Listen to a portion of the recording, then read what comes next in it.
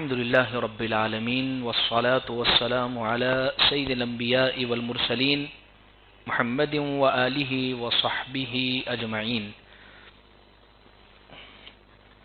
أما بعد فأعوذ بالله من الشيطان الرجيم. بسم الله الرحمن الرحيم. وقل للمؤمنات يغضضن من أبصارهن ويحفظن فروجهن. صدق اللہ العظیم. عزیز بزرگوں، جمعرات کا درس اور خصوصی طور پر مستورات ماں بہنیں آتی ہیں تو اس حوالے سے ان کے کچھ کام کی باتیں آ جاوے، اس حوالے سے یہ درس چل رہا ہے. بات جو چل رہی تھی وہ یہ تھی کہ عورتوں کی خوبیاں کیا ہے. تقریباً 13 خوبیوں کا ذکر ہم نے پچھلی مجلس میں کر دیا ہے. 13 مجلسیں ہو چکی ہے اس کی. اگلی خوبی ذکر کرنی ہے، بڑی اہم ہے، یہ بہت اہم ہے. ایمان کے بعد سب سے قیمتی چیز ہے یہ. ایک مومن عورت کے لیے، ایمان والی عورت کے لیے سب سے قیمتی چیز یہ ہے. اور وہ کیا ہے؟ وہ یہ ہے کہ عورت کا عفیف اور پاک دامن ہونا.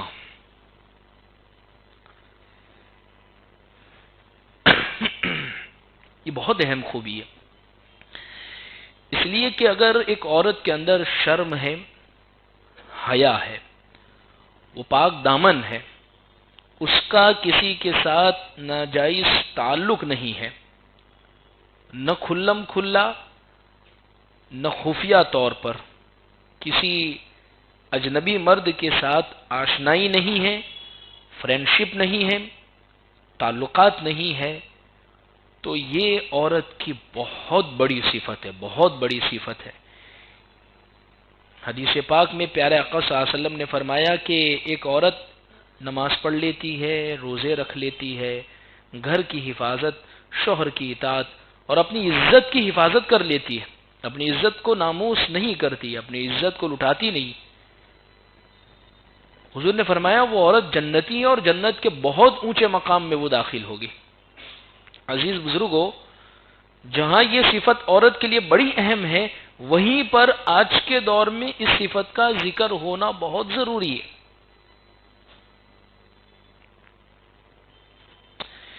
اس لیے کہ ایک طرف جو کلچر، جو معاشرہ، جو سماج جس طریقے کی مغربی تہذیب، یورپی کلچر اور یوں کہہ لیجئے کہ بے حجابی اور حیا کے خلاف کاموں پر اترا ہوا ہے، وہاں سماج کی اور زیادہ ذمہ داری یہ بنتی ہے کہ اپنی عزت اور اپنی عفت کی حفاظت کرے. اللہ نے قرآن میں بڑی زبردست بات ارشاد فرمائی ہے، وَآتُوهُنَّ أُجُورَهُنَّ بِالْمَعْرُوفِ مُحْصَنَاتٍ غَيْرَ مُصَافِحَاتٍ وَلَا مُتَّخِذَاتِ أَخْدَانٍ. اللہ اس آیت کے اندر وہ عورت جس سے نکاح کرنا ہے، کیا کرنا ہے، اس کو کچھ بیان کر رہے. یعنی نکاح کا پس منظر ہے، شوہر سے بات کہی جا رہی ہے، بیوی کے بارے میں کیا کہا جا رہا ہے؟ یہ کہا جا رہا ہے اور ان کو قاعدے کے مطابق ان کے مہر ادا کرو. جو بیویوں کے جو مہر بنتے ہیں وہ ایک تو ادا کرو، تو اس کو ادا کرنا ضروری ہے، معاف نہیں کروانے. جیسے بعض لوگ معاف کرواتے کہ نہیں، اس کو ادا کرو. اور پھر آگے فرمایا بشرطے کہ ان سے نکاح کا رشتہ قائم کر کے انہیں پاک دامن بنایا جائے. اس شرط کے ساتھ کہ عورت کے ساتھ نکاح کر رہے ہو تم، نکاح کے اندر مہر ہوتا ہے، ٹھیک. اور پھر آگے فرمایا نہ وہ صرف شہوت پوری کرنے کے لیے کوئی ناجائز کام کرے، نہ خفیہ طور پر اور نہ ناجائز طور پر آشنائیاں، تعلقات کو بنائے. اتنے صاف لفظوں میں قرآن مجید نے اس بات کو بیان فرمایا ہے. آخر کوئی تو وجہ ہوگی، آخر کوئی تو وجہ ہوگی. اس لیے میں نے پہلے ہی ذکر کر دیا کہ ایک ایمان والی عورت کے لیے ایمان لانے کے بعد سب سے بڑی جو چیز ہے وہ اس کی عزت اور اس کی آبرو کی حفاظت ہے. خاتون جنت حضرت فاطمہ رضی اللہ عنہا نے یہ وصیت کی تھی کہ میرا جنازہ بھی اس وقت اٹھانا جب رات کا وقت ہو، تاکہ اجنبی مردوں کی نگاہیں بھی اس پر نہ پڑے۔ عزیز مائیں اور بہنیں اور عزیز بزرگوں، جس دور سے ہم گزر رہے ہیں، سماج کے اندر دو طرح کے لوگ ہیں۔ ایک وہ ہے جو غیر شادی شدہ ہے، ایک وہ ہے جو شادی شدہ ہے۔ ٹھیک، عام طور پر ہمارے سامنے ایسی باتیں آتی ہیں کہ لو میرج کیا ہے، اس نے لو میرج کیا ہے، یعنی آنکھ لڑ گئی، آنکھیں دو کی چار ہو گئی، یا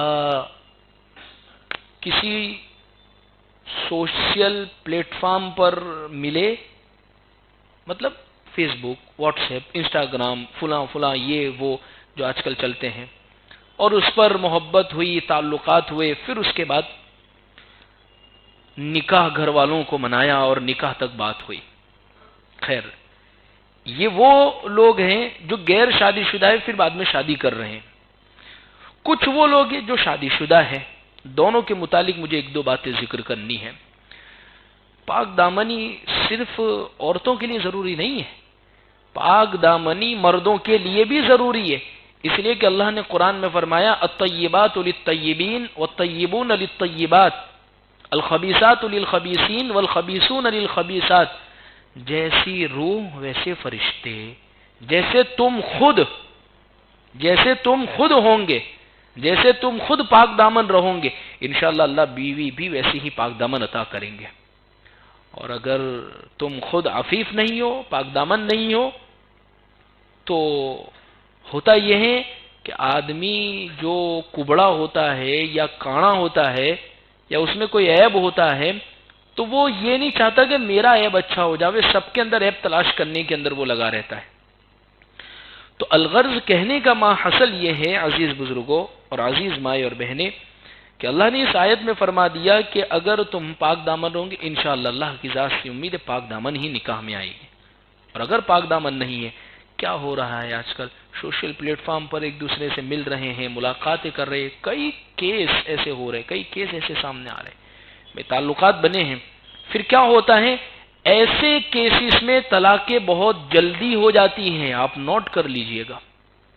وجہ کیا ہے، شوہر کو ہمیشہ دماغ میں شک رہتا ہے، جب اس نے مجھ سے ناجائز تعلقات سوشل میڈیا پر بنایا تھا، ہو سکتا ہے یہ کسی اور مرد کے ساتھ بھی بنا رہی ہو، اور یہی سوال شوہر اور عورت کے بیوی کے ذہن میں بھی ہو سکتا ہے، اور اسی میں روزانہ کے لڑائی جھگڑا، ایک دوسرے کے موبائل فون ٹٹولے جاتے ہیں، ایک دوسرے کے موبائل چیک کرتے ہیں، ایک دوسرے کے سوشل پلیٹ فارم چیک کرتے ہیں، یعنی زندگی جو حقیقت میں محبت والی ہونی چاہیے وہ اجیرن بن کے رہ جاتی ہے، تباہ ہو کر رہ جاتی ہے، اور نوبت طلاق تک آتی ہے۔ اور حقیقت یہ بات ہے، حقیقی بات ہے یہ کہ نوبت طلاق ہے، کئی کیس ایسے سامنے آئے ہیں جس میں بات یہی ہوئی ہے۔ اس لیے نوجوانوں سے، نوجوان بچیوں سے، لڑکیوں سے، نوجوان لڑکوں سے، بچوں سے خاص طور پر میں یہ بات کہوں گا، اپنے آپ اپنی پاک دامنی کی حفاظت کرو، ایسی حفاظت کرو جیسے حضرت یوسف علیہ السلام نے حفاظت کی تھی۔ کیسی زبر، پاک دامنی بہت بڑی چیز ہے، انسان کے اندر سب سے اہم جو صفت ہے وہ اس کی پاک دامنی ہے۔ عفیف ہونا، کوئی داغ اور کوئی دھبا انسان کے کریکٹر پر نہیں لگنا چاہیے۔ ہاں،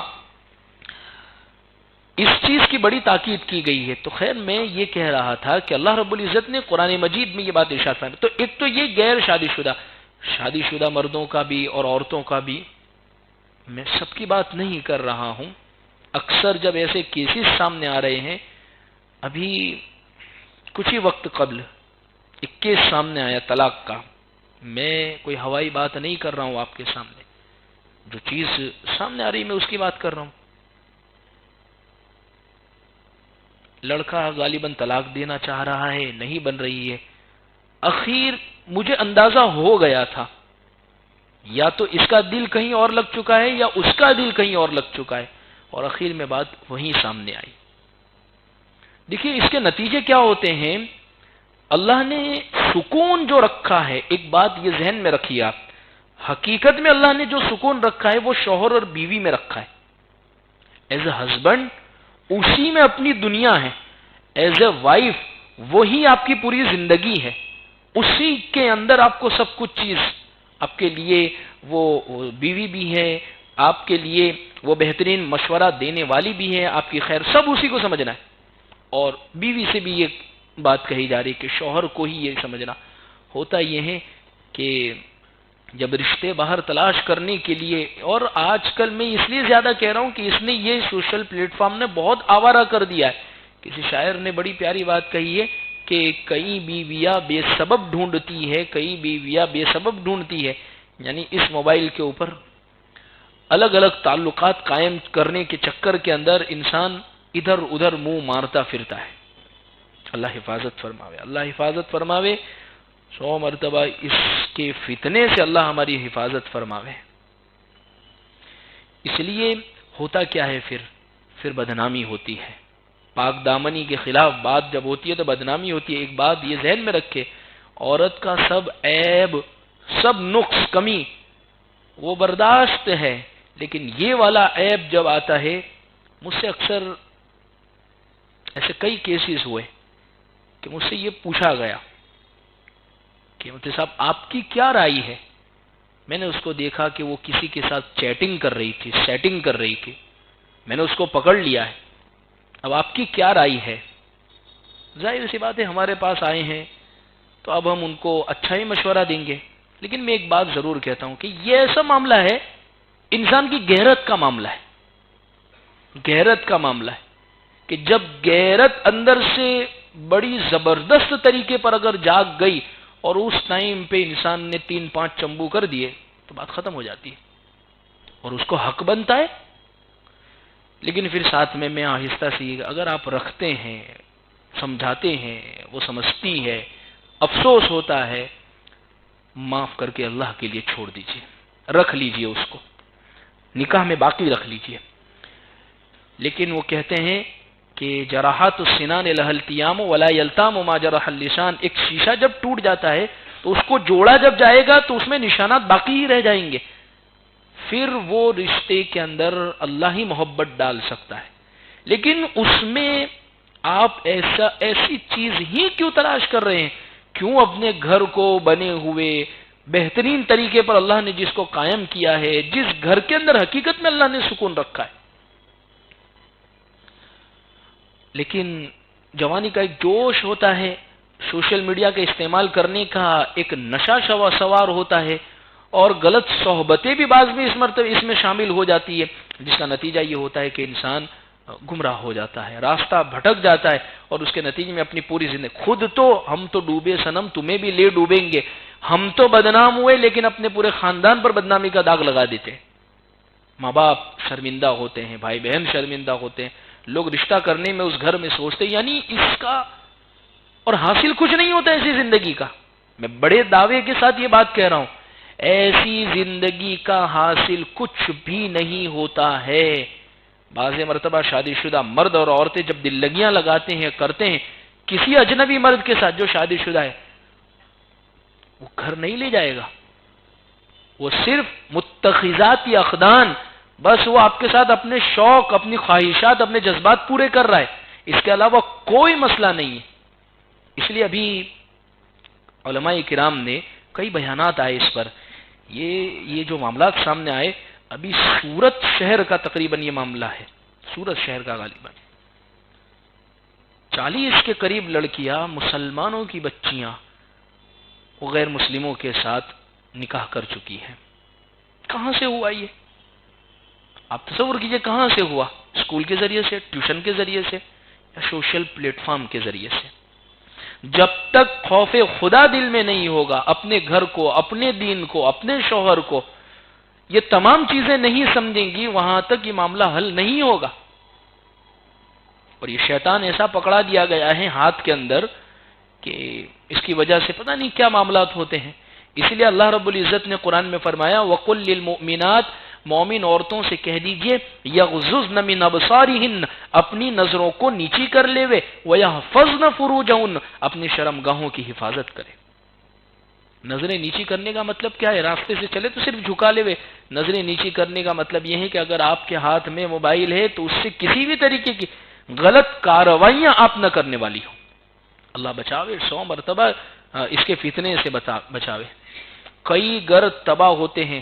بعض ایسے علاقے ہیں، میں جانتا ہوں کہ وہاں ایسا مشہور ہے کہ اگر ایک طلاق ہوتی ہے تو اس کے پیچھے 5-10 طلاقیں ہوتی ہیں، اور وہ ایک طلاق ہونے کا سبب اور جو ذریعہ بنتا ہے وہ یہی اسی طریقے کے معاملات ہوتے ہیں۔ اس لیے عزیز بزرگوں اور عزیز مائیں اور بہنیں، قرآن مجید میں اللہ تبارک و تعالی نے سورہ رحمان کے اندر حور جو عورت ہے اس کی جب صفت بیان کی ہے تو اللہ نے قرآن میں فرمایا لم یطمثہن انس قبلہم ولا جان۔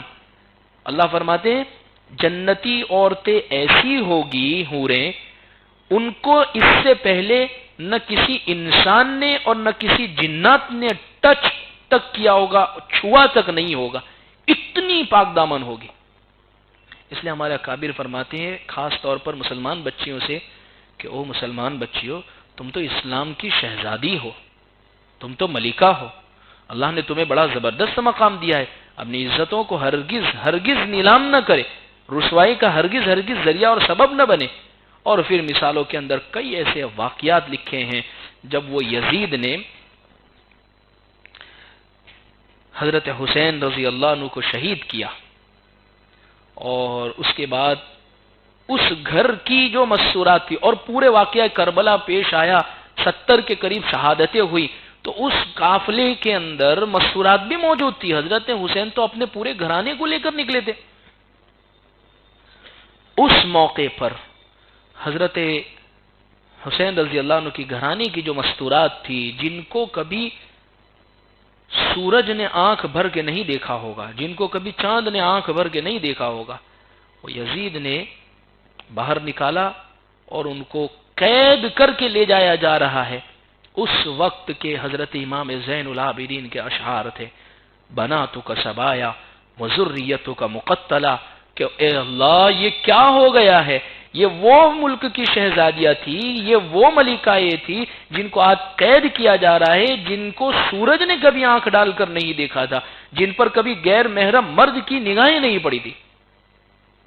یہ بہت بڑی صفت ہے پاک دامن ہونا۔ میں نے اسی لیے تو کہا کہ ایمان کے بعد سب سے پہلی اور سب سے قیمتی اگر کوئی چیز ہے تو وہ پاک دامنی ہے۔ سب سے اہم چیز یہ ہے پاک دامنی ہے۔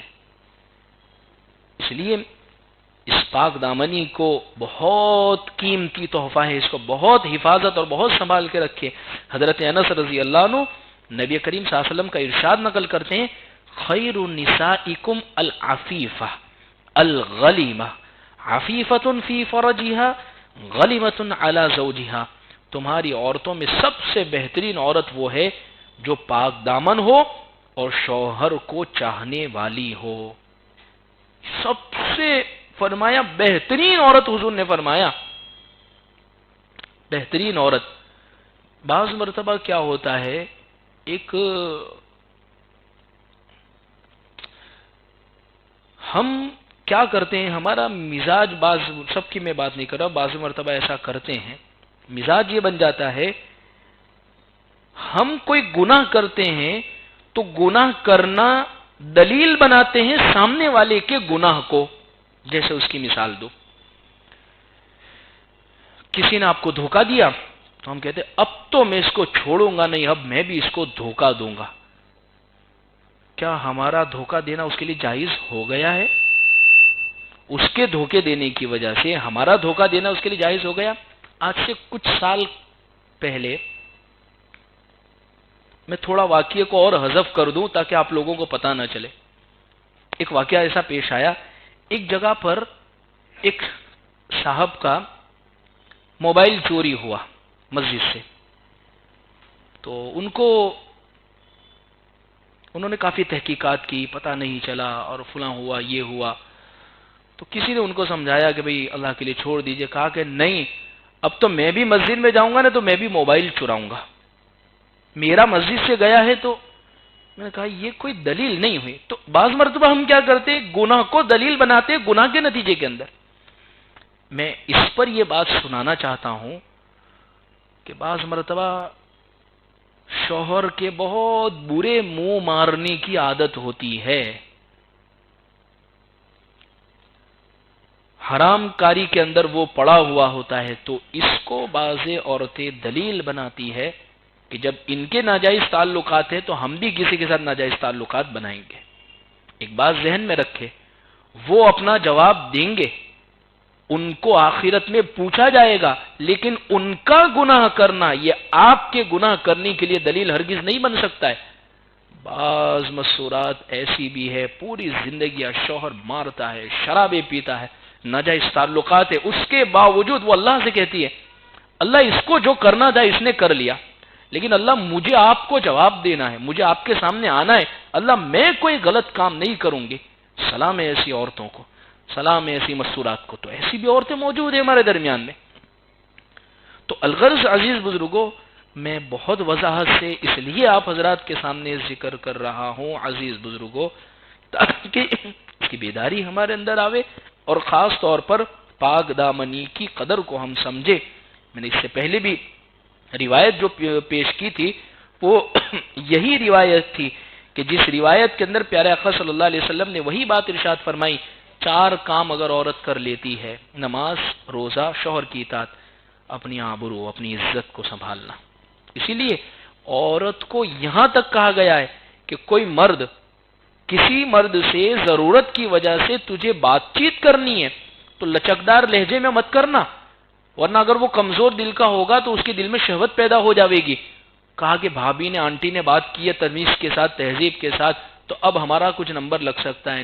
نہیں, کڑک لہجے میں بات کرے, سختی سے بات کرے. قرآن نقل کر رہا ہے اس کو, قرآن نقل کر رہا ہے, میں اپنی بات نہیں سنا رہا, قرآن اس کو کہہ رہا ہے. بات دراصل یہ ہے عزیز بزرگوں کہ پاک دامنی بہت بڑی چیز ہے. اللہ کے نبی صلی اللہ علیہ وسلم نے پاک دامنی کے بڑے فضائل ارشاد فرمائے ہیں. قرآن مجید میں جگہ جگہ حضرت یوسف علیہ السلام کا واقعہ آپ غور کریے نا, کہ حضرت یوسف علیہ السلام کا واقعہ جب بھی ہمارے سامنے آتا ہے, بہت سارے واقعات ان کی زندگی میں آئے, بہت سارے, لیکن ہائی لائٹ ہمارے دماغ میں کون سا واقعہ ہوتا ہے؟ آپ کی پاک دامنی کا. حالانکہ آپ دیکھیں کنویں میں ڈالے گئے, جیل میں ڈالے گئے, بادشاہ بنائے گئے, بھائی آپ کے پاس غلہ لینے کے لیے آئے, اور والد اور سب نے سجدہ کیا آپ کو, بچپن میں خواب دیکھا آپ نے, اور چوری کا الزام لگا آپ کے اوپر. لیکن یہ سب واقعات پیش آئے, لیکن اتنے ذہن میں ہائی لائٹ نہیں ہوتے. ہاں, یوسف علیہ السلام کا جب نام آتا ہے تو ایک تو ان کی خوبصورتی آتی ہے ذہن میں, اور دوسری ان کے ساتھ جو زلیخا کا جو واقعہ پیش آیا تھا وہ فوراً دماغ میں آتا ہے. کیوں؟ پاک دامنی بہت بڑی چیز ہے. اللہ کو پاک دامن, اور اسی لیے ایک واقعہ کتابوں کے اندر لکھا ہے, پیر ذوالفقار صاحب نے اپنی کتاب میں یہ واقعہ لکھا ہے کہ ایک مرتبہ کسی جگہ پر بارش نہیں ہو رہی تھی, تو کچھ لوگوں نے ایک عورت کا دامن پکڑا, ان کے بچوں نے, اور ان کا دامن پکڑا, کرتا وہ جو پہنا ہوا تھا برقع, اس کا دامن پکڑا, اور وہ دامن پکڑ کر دعا مانگی. کچھ ہی دیر کے بعد اللہ نے بارش برسا دی. لکھا ہے کتابوں کے اندر, دراصل اس عورت کی پاک دامنی کی برکت یہ تھی کہ اللہ تبارک و تعالی نے فوراً بارش کو نازل فرما دیا. یہ بہت بڑی صفت ہے.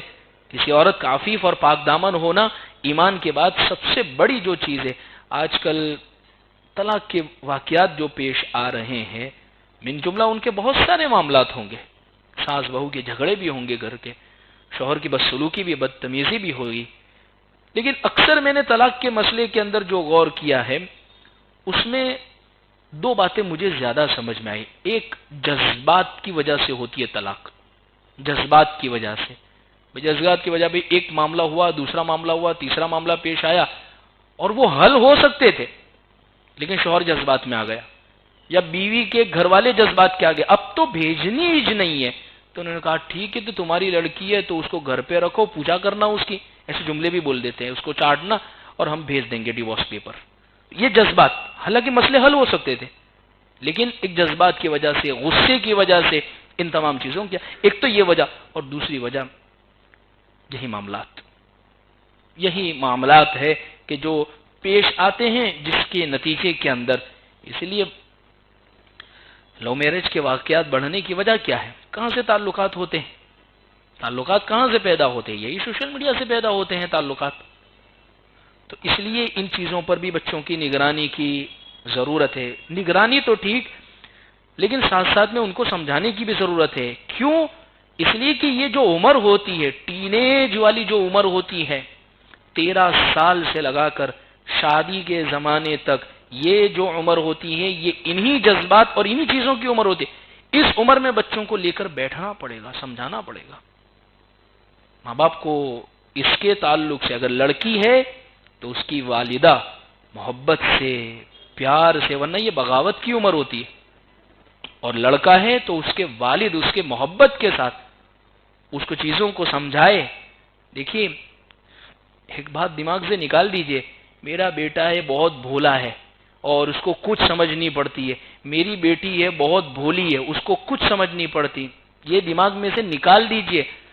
آپ اور ہم سب اپنے خود کے اوپر سوچ کے قیاس کریں، جب وہ عمریں ہماری تھی تو ہمارے دماغ کیسے چلتے تھے؟ اب سوچیں ان چیزوں کے اندر، یہ عمروں کے اندر جب ہم گزرے تھے۔ بھائی دیکھیے یہ حضرت یوسف علیہ السلام کا واقعہ جو قرآن مجید میں جو پیش آیا ہے، اللہ نے یہ بات ذکر فرمائی ہے کہ زلیخا نے بہت کوشش کی خواہشات اور تمام چیزوں کی کرنے کی، اور حضرت یوسف علیہ السلام اس سے بچے۔ ٹھیک، جذبات تھے تبھی تو بچے، یہی تو نبی کا معجزہ ہے۔ اگر جذباتی نہیں ہوتے، یعنی ایک آدمی اگر نامرد ہی ہے تو اس کے اندر کوئی جذبات نہیں، لیکن اگر جذبات ہے پھر بچا، یہ بہت بڑی فضیلت ہے۔ ایک آدمی کہ میں بدنظری نہیں کرتا اور ساتھ میں یہ کہ میری نگاہیں آنکھیں بھی نہیں ہے، میں اندھا ہوں، تو کوئی فضیلت کی بات نہیں ہے اس کے لیے۔ لیکن آنکھیں ہونے کے باوجود، دکان، کاروبار، سڑک کے کنارے پہ ہونے کے باوجود، مستورات آتی ہے اس کے باوجود اگر وہ بدنظری سے بچتا ہے تو یہ بہت بڑی فضیلت کی بات ہے۔ اس لیے عزیز بزرگوں، عفیف اور عفت اور پاک دامنی یہ بہت بڑی چیز ہے، اللہ کو بہت پسند ہے۔ میں نے یہ واقعہ حضرت یوسف علیہ السلام کا سنایا، ایک اور کتاب کے اندر ایک واقعہ لکھا ہے ایک مرد کا، بڑا عجیب وہ واقعہ ہے۔ ایک مرتبہ ایک طالب علم تھا، اور اس طالب علم کو کتابوں میں لگا رہتا تھا، پڑھنے والا تھا، بڑا محنتی تھا، اللہ والا تھا۔ ایک مرتبہ ایک عورت کا، ایک لڑکی کا دل اس کے اوپر آ گیا، اور اس نے بہت کوشش کی کہ کسی طریقے سے اس کا میرے ساتھ تعلق ہو جاوے۔ ایک مرتبہ تنہا کمرے میں اس کو پایا اور وہ عورت داخل ہو گئی، دروازہ بند کر دیا، بھاگنے کی بہت کوشش کی لیکن بھاگنا نہیں۔ اچھا اس زمانے میں کیا ہوتا تھا، جیسے آج کل کے یہ جو بیت الخلاء ہے، اس زمانے میں بیت الخلاء ایسے نہیں ہوتے تھے۔ پہلے زمانے میں بیت الخلاء کیسے ہوتے تھے کہ وہ ایک جگہ پر انسان فارغ ہوتا تھا اور صبح کے اندر بنگی جو آتے تھے، صفائی کرنے والے جو آتے تھے، اس کو اٹھا کر لے جاتے تھے اور کہیں ڈال دیتے تھے اور پھینک دیتے تھے، نالیاں نہیں تھی، بس اس قسم کے تھے۔ وہ طالب علم نے بہت کوشش کی، منت سماجت کی، لیکن ہوا یہ کہ وہ کسی طریقے پر ماننے کے لیے، اچھا الٹا یہ کہہ رہی کہ اگر آپ نے یہ نہیں کیا تو میں چلاؤں گی، شور مچاؤں گی اور بدنامی آپ کو ہی آئے گی۔ کہا کہ ٹھیک ہے کوئی بات نہیں، میں ذرا اچھے کپڑے پہن لوں، میں ذرا فارغ ہو کر آ جاؤں، پھر اس کے بعد وہ بیت الخلاء میں گیا اور جتنا بھی پاخانہ لگا ہوا تھا سارے اپنے جسم کے اوپر لگا لیا، سارا جسم کے اوپر لگا لیا۔ وہ عورت نے کہا کہ کتنا گندا ہے، بدبو آ رہی ہے، اور وہ خود وہاں سے چلی گئی۔ اس طریقے سے اپنے آپ کو بچایا۔ اور یہاں دوسرا معاملہ اس کے ساتھ یہ ہو رہا ہے کہ یہاں استاد کا سبق شروع ہو گیا اور یہ سبق کے اندر لیٹ پہنچا، تو استاد سبق پڑھا رہے تھے اور فرمایا، پڑھاتے پڑھاتے اللہ والے تھے، کہا سمجھ گئے اور کہنے لگے پتہ نہیں آج کون بزرگ سبق میں داخل ہوا ہے جن کے داخل ہونے کے اوپر اتنی زبردست خوشبو آ رہی ہے، اس کی وجہ سے پوری کلاس مہک اٹھی ہے۔ پھر وہ طالب علم تنہا اکیلے میں استاد سے ملا، کپڑے وغیرہ بدل کر آ گیا تھا، لیکن اللہ نے اس کے جسم کے اندر اتنی خوشبو داخل کر دی ہے کہ پوری کلاس اس کی وجہ سے مہک اٹھی، یہ دراصل نتیجہ تھا اپنے آپ کو پاک دامن رہنے کا۔ ایک بات ذہن میں رکھیں، پاک دامنی کو ہم کیا سمجھتے ہیں؟ پاک دامنی کو ہم کیا سمجھتے ہیں؟ ہم نے کوئی گناہ کیا، ہم نے کوئی نافرمانی کی، بعض مرتبہ اس کے اثرات ہماری اولادوں کو بھگتنے پڑتے ہیں۔ عفو تعفو نساؤکم بروا آباکم تبروا ابناؤکم، تم خود پاک دامن رہنا، تمہاری بیویاں بھی پاک دامن رہیں گی۔ تم تو پوری دنیا کے اندر نگاہیں پھراتے رہو، ادھر ادھر نگاہیں ڈالتے رہو، اور تم یوں سمجھتے ہو کہ کوئی اور تمہاری بیوی بچوں کے اوپر نگاہ نہیں ڈالے گا، یہ بھول جائیے آپ۔ تم خود پاک دامن رہو گے، اللہ ان کو پاک دامن رکھے گا۔ تم اپنے ماں باپ کی خدمت کرو گے، اللہ تمہاری اولاد کو تمہاری خدمت کرنے والا بنائے گا اور بنائے گا۔ یہ آپ کو اگر یاد ہو، آج سے 2-3 سال پہلے ہماری مسجد میں ایک بزرگ کا بیان ہوا تھا، مولانا عبدالعلیم صاحب فاروقی، مولانا عبدالعلیم صاحب فاروقی، عشاء کے بعد۔ وہ کون ہے؟ وہ ہیں حضرت عمر فاروقی کیوں کہتے ہیں؟ حضرت عمر فاروق رضی اللہ عنہ کی نسل سے ہیں وہ، اس لیے ان کو فاروقی کہتے ہیں۔ 33ویں پوتے ہیں ان کے، وہ فاروقی، یعنی صحابہ کی اولاد کو ہم لوگوں نے آپ کو دکھا دیا ہے۔ اس مسجد کی خوش نصیب یہ کہ صحابہ کی اولادیں بھی ہماری اس مسجد میں آ چکی ہیں۔ خیر، وہ حضرت عمر رضی اللہ عنہ کے 33ویں پوتے ہوتے ہیں، لیکن یہ کون سے بیٹے؟ حضرت عمر کے تو کافی بیٹے تھے، تو ان کے والد کون تھے؟ یعنی حضرت عمر کے کون سے بیٹے ہیں؟ حضرت عمر کی کون سی بہو تھی، یعنی بیٹے کی بہو جو ان کی ماں تھی آگے جا کر؟ اس کے پیچھے ایک واقعہ ہے، اور وہ بڑا مشہور سا واقعہ ہے۔ حضرت عمر رضی اللہ عنہ کی عادت شریفہ تھی کہ روزانہ رات میں گشت لگاتے، چکر لگاتے، کوئی ملک میں کوئی پریشان، کوئی تکلیف کی حالت میں، کوئی پریشانی کی حالت میں۔ تو حضرت عمر رضی اللہ عنہ نے ایک گھر سے آواز سنی کہ ماں بیٹی کے درمیان میں بات چیت ہو رہی ہے۔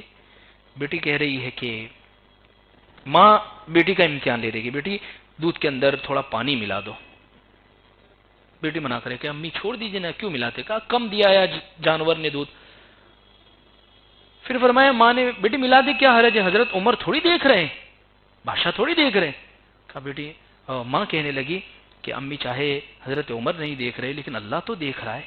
حضرت عمر نے اس گھر پر نشان علامت ہے، اپنے بیٹے کے لیے حضرت عمر نے وہ رشتہ بھیجا کہ حضرت عمر کا بیٹا، حضرت عمر خود یہ چاہتے ہیں کہ اس لڑکی کے ساتھ ان کے بیٹے کا نکاح ہو۔ ان کے خاندان کے اندر وہ حضرت مولانا عبدالعلیم فاروقی تھے۔ اس واقعے سے بتلانا میں یہ چاہتا ہوں، اس دنیا کے اندر 2 عمر آئے ہیں، ایک حضرت عمر رضی اللہ عنہ، ایک عمر ثانی۔ اللہ نے اتنا زبردست ان دونوں عمر سے کام لیا ہے کہ جس کو الفاظ میں بیان نہیں کیا جا سکتا۔ دراصل یہ نتیجہ ہے اس عورت کی پاک دامنی کا، اور یہ نتیجہ ہے اس کے سچ بولنے کا، اور یہ نتیجہ ہے اس کے اللہ سے ڈرنے کا۔ اللہ سے ڈرنے کا اثر اتنا زبردست ہوتا ہے، آدمی تو دنیا سے چلا جاتا ہے لیکن اللہ اس کی اولاد کے اندر وہ ثمرات، وہ نتیجے اور وہ خوبیاں پیدا فرماتے ہیں کہ جن کے اندر ایسی اولادیں پھر پیدا ہوتی ہیں۔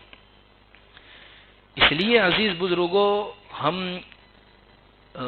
یہ نہ سمجھے کہ اگر کوئی گناہ ہو جائے اللہ سے معافی مانگے، توبہ کرے کہ اللہ یہ غلطی ہو گئی، اللہ معاف کر دیجئے، پھر ہو جائے پھر معاف کر دیجئے۔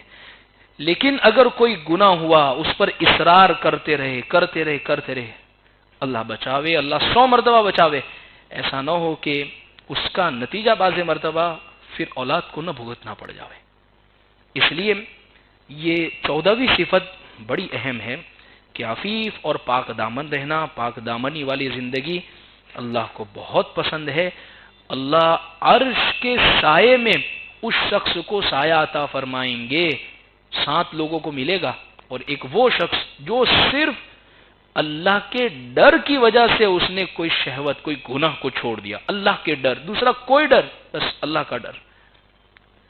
تو اس لیے اللہ سے ہم دعا کرتے ہیں کہ اللہ یہ صفات ہم سب کو نصیب فرماوے۔ وآخر دعوانا الحمدللہ رب العالمین۔ اللهم لك الحمد كما أنت أهل، فصل على محمد كما أنت أهل، وافعل بنا ما أنت أهل، فإنك أهل التقوى والمغفرة۔ ربنا آتنا في الدنيا حسنة وفي الآخرة حسنة وقنا عذاب النار وقنا عذاب القبر وقنا عذاب الحشر وقنا عذاب الدين. جزا الله عنا محمدا صلى الله عليه وسلم بما هو أهله. سبحان ربك رب العزة عما يصفون.